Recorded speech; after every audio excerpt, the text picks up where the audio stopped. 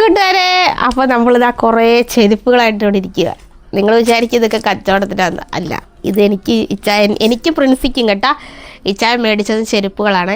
ആദ്യൊരു ചെരുപ്പ് വന്നു, അത് ഇതായിരുന്നു. നോക്കുന്ന പോക്കെയുണ്ട് കണ്ട. അന്നേരം ഞാൻ പറഞ്ഞു, അയ്യോ ഇത് കുഞ്ഞുങ്ങളുടെ ചെരുപ്പാണ്, ഇത് ക്രിസ്ത്യാനിക്ക് കറക്റ്റായിരിക്കുന്നു. അപ്പോൾ ഞാൻ ഇട്ട് നോക്കിയപ്പോൾ എനിക്ക് കറക്റ്റാണ്.